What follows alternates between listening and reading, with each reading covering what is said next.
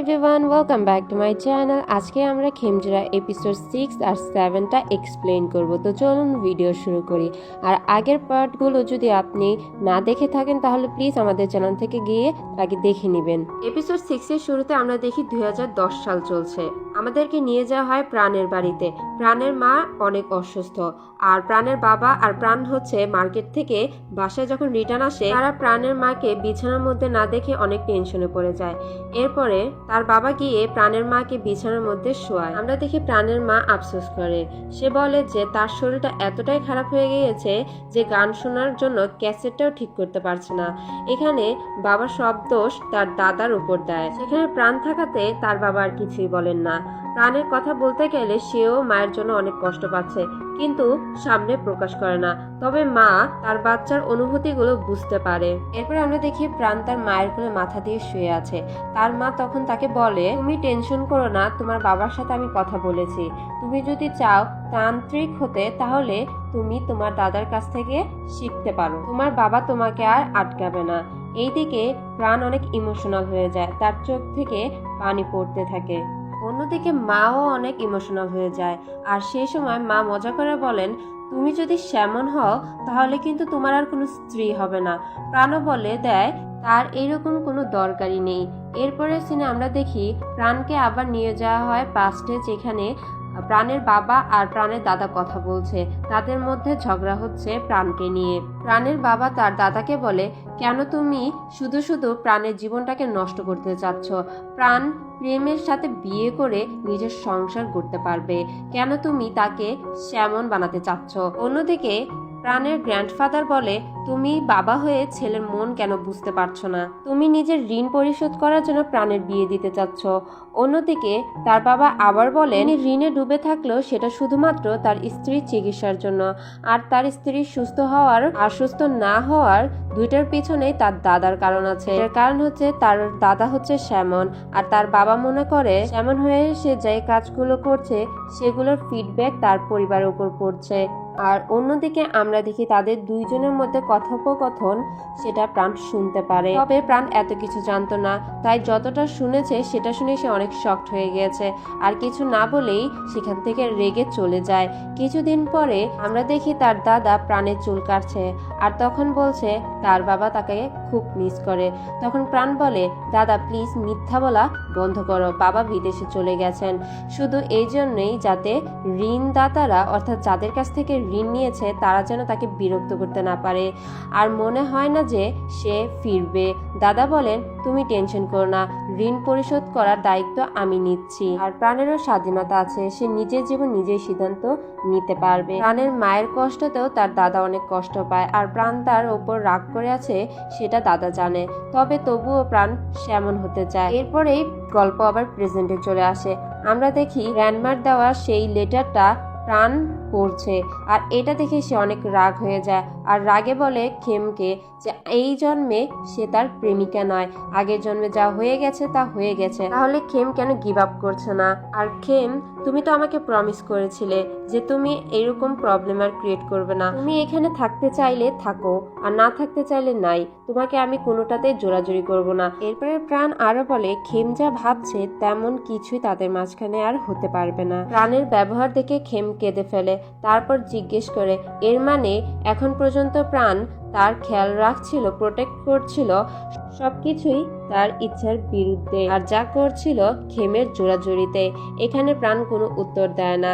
খেম বলে, ঠিক আছে, আমার উত্তর লাগবে না, তবে যা হয়ে গেছে তা হয়ে গেছে, আজকে যা হয়েছে সবকিছুই ভুলে যেতে। নেক্সট মর্নিং আমরা দেখি খেম রান্না করছে। খাওয়ার টেবিলে জেদ আর চান তার প্রশংসা করে রান্নার, আর আমরা দেখি খেম প্রাণের জন্য অপেক্ষা করছে। জেদ আর চান ভাবে হয়তো খেম আপসেট আছে, তাই তারা প্ল্যান করে নাস্তা খাওয়ার পরে তারা কোথাও ঘুরতে যাবে। এরপরে আমরা দেখি সেখানে প্রাণ আসে। প্রাণ এসে চানকে বলে, তুমি তো শিষ্য হতে চেয়েছো কিন্তু কোনো কিছু শিখতে আগ্রহী নয়। তাদের যাওয়াটা ক্যান্সেল হয়। খেম প্রাণকে জিজ্ঞেস করে ব্রেকফাস্ট করবে না? প্রাণ বলে মুড নেই। খেম বলে চাইলে রুমে পৌঁছে দেওয়া যাবে, কিন্তু প্রাণ বলে আমার ক্ষুধা নেই। তখন খেম বোঝাতে চেষ্টা করে যে সব কিছুই পছন্দ মতো, মানে প্রাণের পছন্দ মতো বানানো হয়েছে। প্রাণ তখন রুডলি ভাবে বলে, যদি আমার কথা না বুঝতে পারো তাহলে একটা কাজ করো, খাবারটা কুকুরকে দিয়ে দাও। পরের দিন আমরা দেখি গ্র্যান্ডমাসি এসে খেমকে তার সাথে করে নিয়ে যায়। তারা বের হওয়ার আগেই গ্র্যান্ডমাসি খেমকে কিছু একটা দেয়, অর্থাৎ প্রসাদের মতো।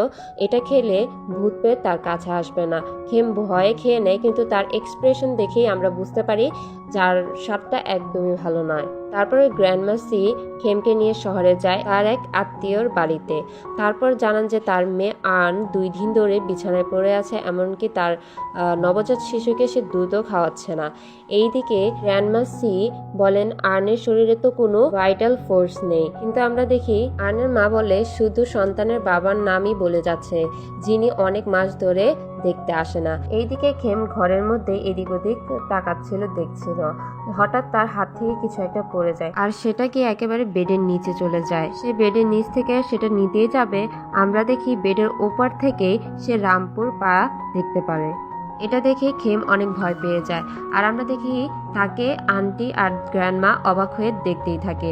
অন্যদিকে প্রাণ চার্নকে কিছু বই দেয় আর বলে প্রথমে শেখার জন্য 40টা মন্ত্র বিদ্যা আছে, এ কত দ্রুত শেখে সেটা তার উপর নির্ভর করে। এর মধ্যে একটা বই আছে যেখানে প্রোটেকশন মন্ত্র আছে, শুরু হয় মেডিটেশন দিয়ে। কিছুক্ষণের মধ্যেই চান পৌঁছে যায় 1941 সালে। আমরা দেখি লাইব্রেরিতে সিন যেখানে খেমিকার 2 বান্ধবী ছিল। চানকে চশমা ছাড়া দেখে জিন তার সৌন্দর্যের প্রশংসা করে। তাদের মধ্যে আলোচনা হয় তারা কি তাদের সম্পর্কের কথা খেমিকাকে জানাবে।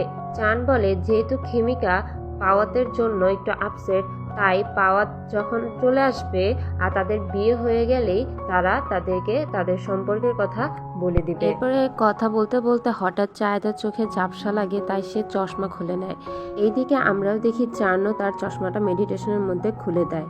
তারপরে শুনে আমরা দেখি জিন অনেক খুশি হয়ে বলে তাহলে ঠিক আছে, এটাই রইল প্রমিস। দেখা যায় সেই জিনই আসলে আমাদের জেদ। এই সময় আমরা দেখি চার্নের মেডিটেশন ভেঙে যায়।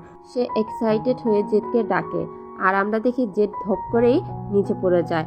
আসলে আমরা দেখি সে এতক্ষণ ঘুমাচ্ছিল। চার্ন এটা দেখে আগে হেসে নেয়, তারপরে আবার সিরিয়াস হয়ে যায়। ফিরে আসি আমরা গ্র্যান্ডমাসির দিকে। আমরা দেখি তিনি এখন বিগের বাড়িতে।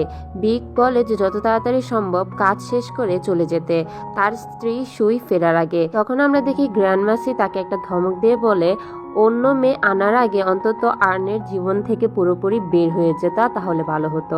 বিগ বলে সে এখনো আর্নকে ভালোবাসে, কিন্তু বাধ্য হয়ে আর ফিরে যেতে পারছে না। এইদিকে খেম একটা ছবি দেখে জিজ্ঞেস করে এটাই কি সেই মেয়ে, মানে বিগের ওয়াইফ? তখন বিগ বলে হ্যাঁ, এটা আমার আগে গার্লফ্রেন্ড ছিল, এখন লিগেল ওয়াইফ।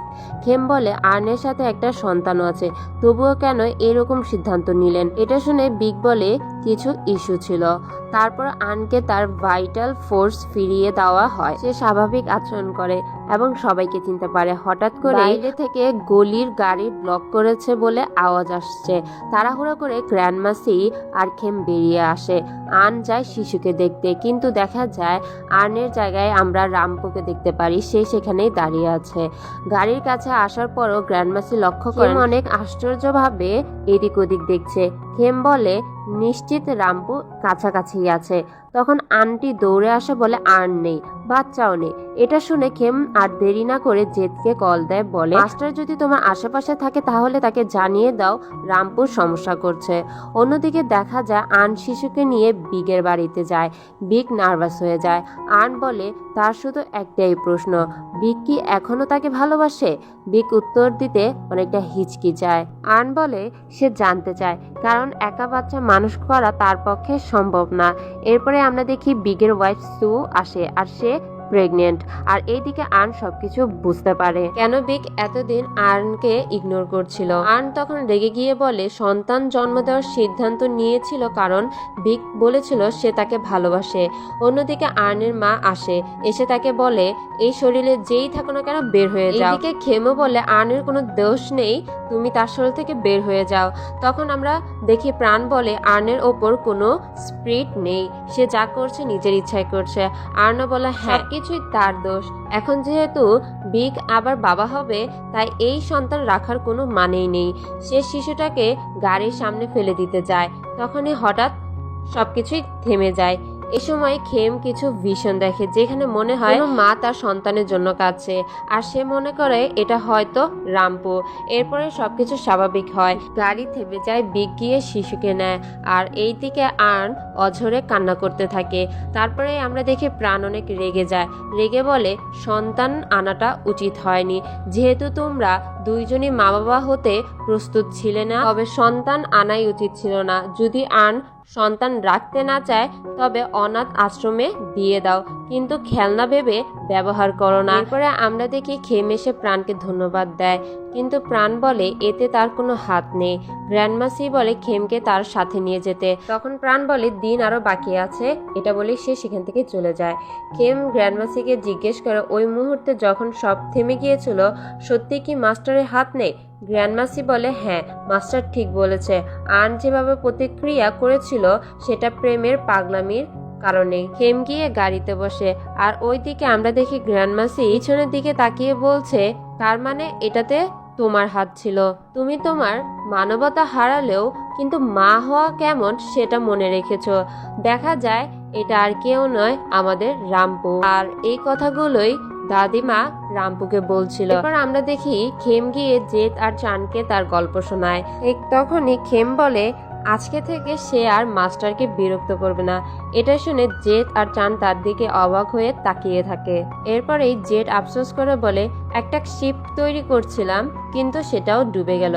চান খেমের সিদ্ধান্তই একসেপ্ট করে, বলে বেস্ট উপায় হলো ফোকাস রাখা, সেই অভিশাপ ভাঙাটা। রাতের সিনে চান ঘুমাতে গিয়ে আবারও ফ্ল্যাশব্যাকে চলে যায়, যেখানে খেমিকার মৃত্যু হয়েছে। জিন কাঁদছে আর বলছে তাদের প্রমিস কি হবে। সিন আবার প্রেজেন্টে চলে আসে, যেখানে ঘুমের মধ্যেই চান জেটের হাত ধরে বলছে তুমি কান্না করো না, তোমার কোনো দোষ নেই। এতে জেট অনেক চমকে ওঠে। এরপরেই চানকে সান্ত্বনা দিয়ে মাথায় হাত রাখে।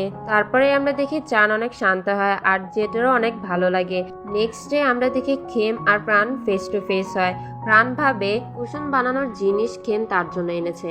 খেম বলে একদমই না, এটা জেট আর চানের জন্য। খেম মাস্টারকে জিজ্ঞেস করে কফি বানাতে যাবে। মাস্টার বলে হ্যাঁ, তবে কোনো সাহায্য দরকার নেই। এরপর খেম বলে আমি তো শুধু জানতে চেয়েছিলাম, পানি অলরেডি শেষ করে ফেলেছি, মাস্টারকে নতুন পানি গরম করতে হবে। এরপর এই খেম এখান থেকে চলে যায়। এরপরে আমরা দেখি প্রেম তার ভাই আর বাবাকে নিয়ে আসে। প্রাণও অনেক অবাক হয়। প্রেমের বাবা আগে তাকে পছন্দ করতেন না, এবার এসে আগের ভুল বোঝাবুঝির জন্য ক্ষমা চান, ইভেন গিফটও দেয়।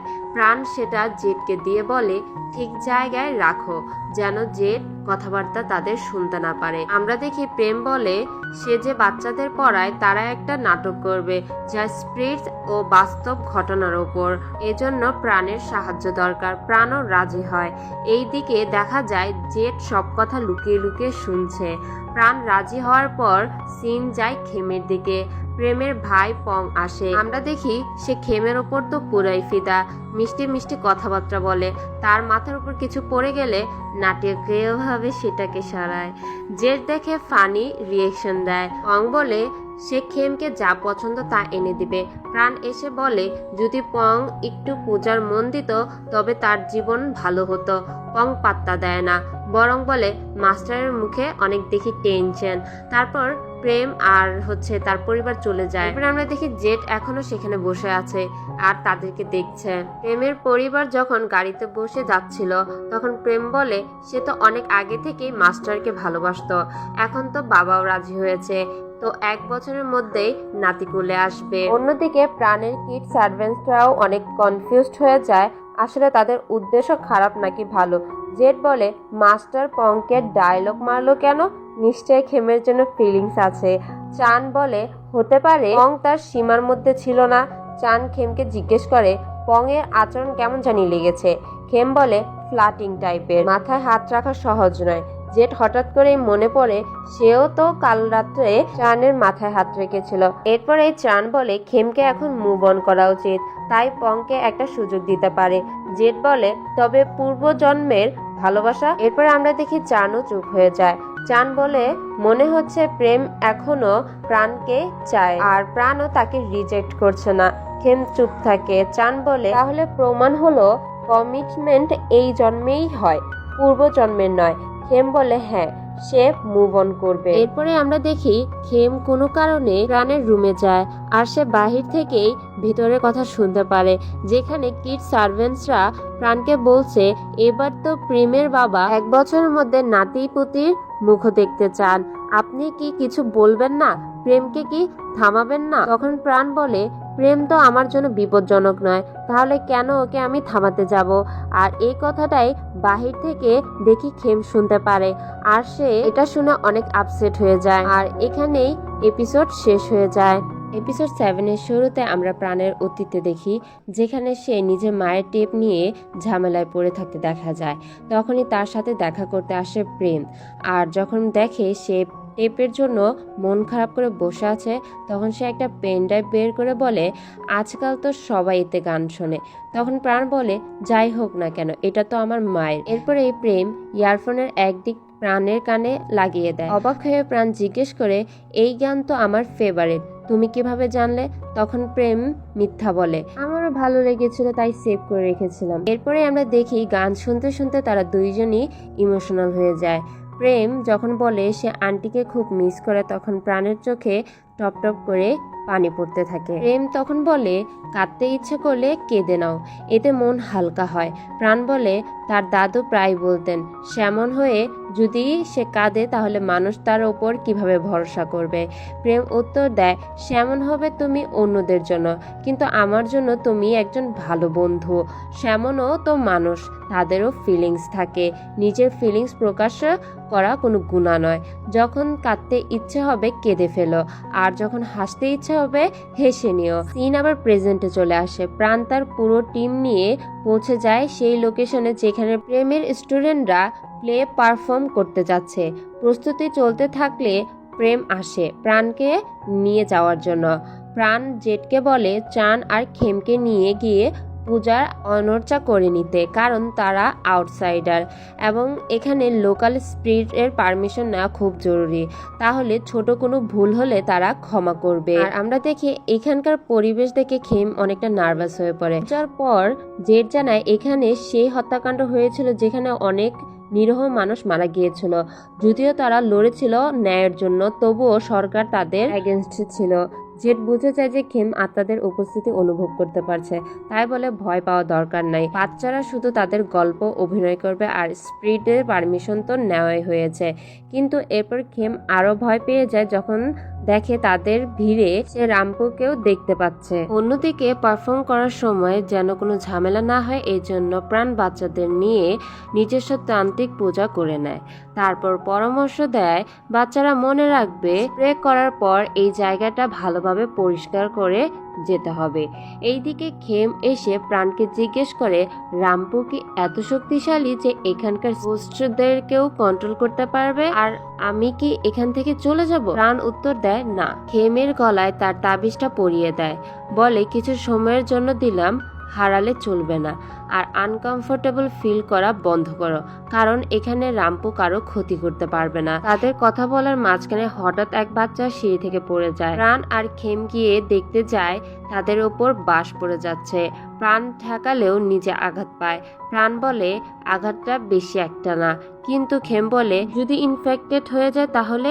তখন প্রেম গিয়ে প্রাণকে ব্যান্ডেজ করিয়ে দেয়, আর খেম বলে প্রেমের জায়গায় গিয়ে আমি বাচ্চাদের সাহায্য করব। এইদিকে সিন শিফট হয়ে আমরা দেখি প্রেম ব্যান্ডেজ করার পর অনেকটা শাই ফিল করে, ভয়ে ভয়ে মাস্টারের নাম ডেকে ফেলে আর তারপরে সরি বলে। প্রাণ বলে বন্ধু হলে এসব চলেই। আমরা দেখি ঠিক তখনই পং হাজির হয়। প্রেম বলে আসার দরকার কি ছিল, ফোনে ছবি তুলে পাঠাতেই তো পারতে। এইদিকে পং আবার প্রাণের হাতটা নোটিস করে আর সে বলে লাস্ট টাইম বলেছিলে আমার আঘাত লাগবে, কিন্তু এখানে তো তুমি আহত হয়ে গেলে। এর আগেই প্রেম বলে ওঠে চুপ থাকো, প্রাণ আমাকে বাঁচিয়েছে। এরপর আমরা দেখি প্রাণ অনেক রেগে যায়, আর এটা দেখে পং সেখান থেকে চলে যায় বাচ্চাদের সাহায্য করতে। অন্যদিকে প্রেম অনেক লজ্জা পায় আর প্রাণকে বলে আমি তোমাকে কিছু বলতে চাই, স্টেজ প্লের পরে তোমার সাথে একটা জরুরি কথা বলতে চাই। কিন্তু আমরা দেখি প্রাণের মন অন্যদিকেই থাকে আর বারবার সে খেম আর পংকে একসাথে দেখে একটু রাগেই তাকাচ্ছিল। অন্যদিকে আমরা জেটকে দেখি, সে বলে খেম আসলে জিনিসটা কি। সে মজা না করে গিয়েছে বাচ্চাদের হেল্প করতে। তখন চান বলে তাহলে আমরাও সাহায্য করি। এরপর তারা রং মেশানো শুরু করে। এ সময় জেট দেখে চান তাকে দেখে হাসছে আর এই টাইমেই সে চানের চশমায় রং লাগিয়ে দেয়। চান চশমা খুলতে জেট অবাক হয়ে তার দিকে তাকিয়ে থাকে আর বলে কেউ কি তোমাকে বলেছে চশমা ছাড়া তোমাকে অনেক সুন্দর লাগে? আমরা দেখি চানের আগের জন্মের কথা মনে পড়ে যায়, যেখানে জিন বলেছিল চশমা ছাড়া তোমাকে ভালো লাগে। আর এই কথাতেই চান গিয়ে জেটকে জিন বলে ফেলে, যদিও সঙ্গে সঙ্গে নিজেকে আবার ঠিক করে নেয়। কিন্তু জেটের মাথায় ঘুরতে থাকে যে এই জিনটাকে কেন চান বারবার এই নামটা বলছে। এইদিকে পারফর্ম শুরু হয়, সবাই অনেক উপভোগ করে। হঠাৎ দেখে রাম্পু আবার সেখানে দাঁড়িয়ে আছে। এবার শুধু খেম নয়, জেটও দেখতে পারে। দূর থেকে মনে হয় রাম্পু চুপচাপ দাঁড়িয়ে আছে, কিন্তু খেমকে উদ্দেশ্য করে বলে এবারের মজার জন্য ধন্যবাদ দিতে হবে। খেম অনেক ভয় পেলে জেট প্রাণকে জিজ্ঞেস করে মাস্টার কিছু করবেন না? প্রাণ কিছুই না বলে বলে চুপ থাকো। আমরা দেখি রাম্পু বাকি স্পিরিটদের কন্ট্রোল করার চেষ্টা করে, কিন্তু উল্টো তাদের শক্তি নিজের এগেনস্টে চলে যায়। প্রাণ বলে এটা হচ্ছে সেই আত্মাদের শক্তি, তাদের গল্প নিয়েই এখানে পারফর্ম হচ্ছে, তাই অপমান সহ্য করবে না। আত্মারা রাম্পুকে চারপাশ দিয়ে ঘিরে ফেলে, সে তখন পালাতে বাধ্য হয়।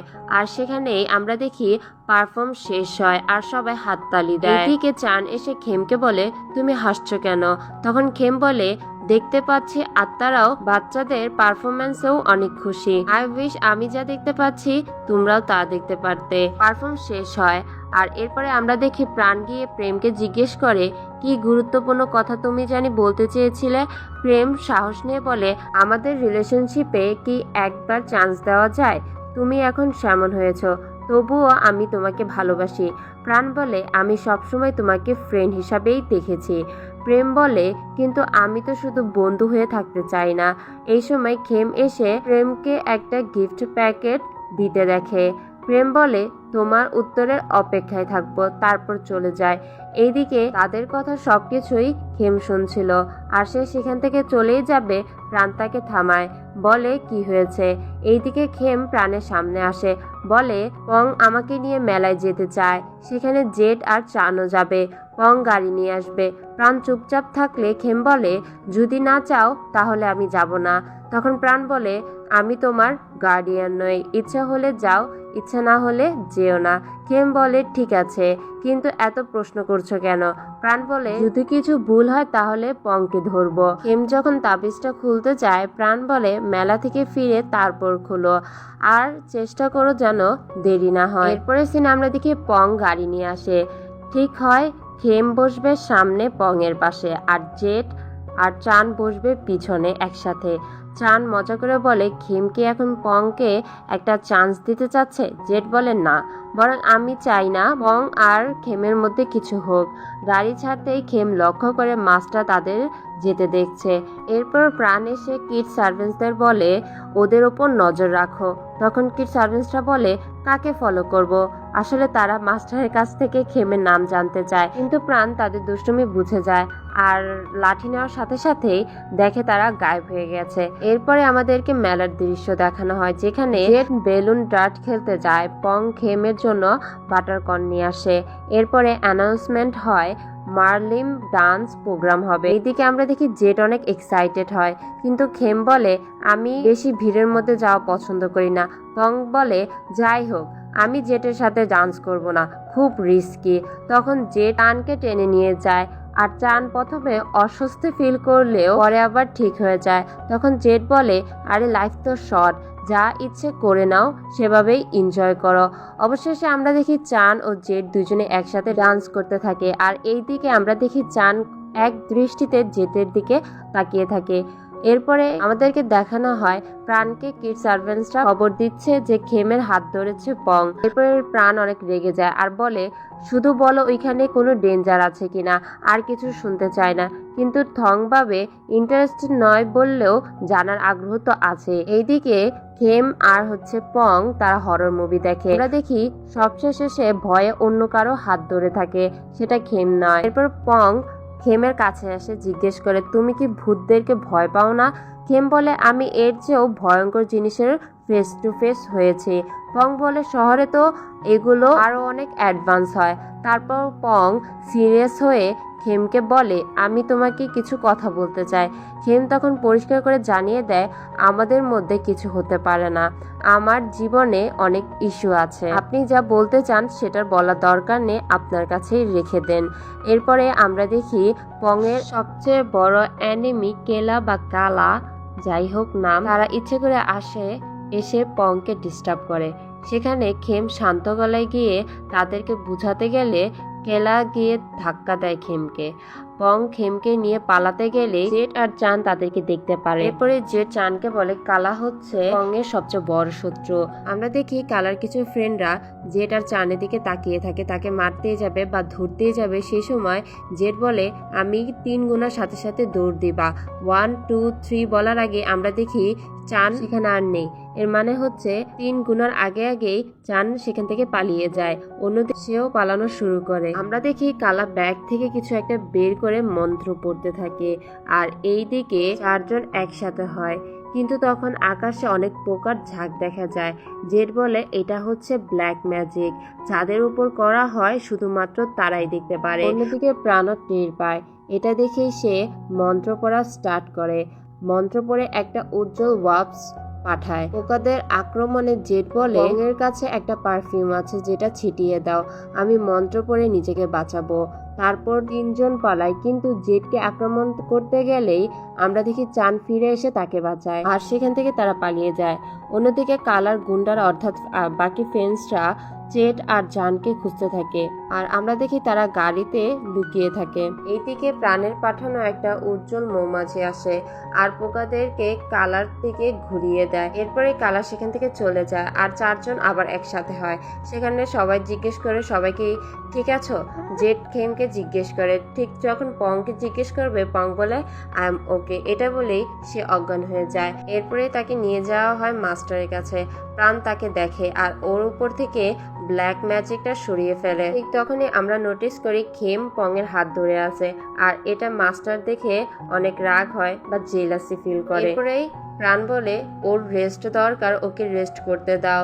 এরপরে জেড বলে তাহলে তো আজকে রাত্রে এখানে ঘুমানো যাবে না, কারণ এই রুম 4 জনের জন্য ছোট হয়ে যায়। তারপরে সে বলে আজ রাত আমি আর চান অন্য রুমে ঘুমাবো। এদিকে খেম প্রাণের জন্য স্প্রিং রোলস নিয়ে আসে, ঠান্ডা হয়ে যায়, কিন্তু তারপরও প্রাণ বলে তুমি প্লেট বের করো, আমি খাবো।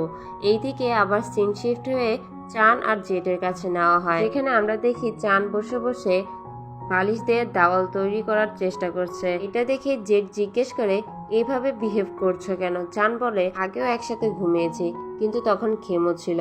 জেট জিজ্ঞেস করে আচ্ছা এই জিনটা কি তোমার লাভার? এইদিকে প্রাণ খেয়াল করে খেমের পিঠে আঘাত লেগেছে। খেম বলে তেমন কিছু না, কিন্তু প্রাণ দেখে অনেক বেশি ব্যথা পেয়েছে। আবার সিন শিফট হয় জেড আর চানের কাছে, যেখানে চান তার আগের জন্মের সব কথা অর্থাৎ তাদের সম্পর্কের কথা জেডকে জানায়। চান ভয় পায় এই জন্মে ফিলিংস আগের জন্মের কারণে নাকি সত্য। জেড কিছু না বুঝেই চানকে কিস করে। এরপরে চান আবার বালিশ দিয়ে গুছানো দেওয়ালটা সরিয়ে ফেলে। এরপরে গিয়ে সে জেডকে কিস করে, আর আমরা দেখি তারপরেই তারা ইন্টিমেট হয়। অন্যদিকে প্রাণ খেমের ক্ষত দেখে মেডিসিন আনতে চায়। খেম বলে আমি নিজেই লাগাবো, কিন্তু আমরা দেখি প্রাণ অনেক সিরিয়াস হয়ে বলে চুপ হয়ে যাও। এরপরে সে খেমের গায়ে মেডিসিন লাগাতে থাকে। ঠিক তখনই খেম বলে আপনি কি আমার উপর রাগ হয়ে আছেন? এরপরে প্রাণ বলে আমি রেগে আছি পংয়ের উপর, ঠিক মতো তোমাদের খেয়াল রাখেনি, আমি নিজেকেও দোষ দিচ্ছি। তুমি আমার কাছে এসেছিলে, সাহায্য চেয়েছিলে, তাই তো তুমি আমার হয়েছ। এই কথা শুনে আমরা দেখি খেম হেসে ফেলে। এরপরে প্রাণ কাছে আসে আর এটা দেখে খেম অনেক কনফিউজড হয়ে পিছনে চলে যায়, কিন্তু প্রাণ আরো এগিয়ে যায়। আর এখানেই আমরা দেখি খেম আর প্রাণ অনেক কাছাকাছি চলে আসে। আর এখানে এপিসোড শেষ হয়ে যায়। নেক্সট এপিসোডের জন্য আমাদের চ্যানেলকে সাবস্ক্রাইব করুন। আর কেমন হয়েছে এক্সপ্লেনেশন ভিডিওটা অবশ্যই কমেন্ট করে জানাবেন। Thanks for watching everyone.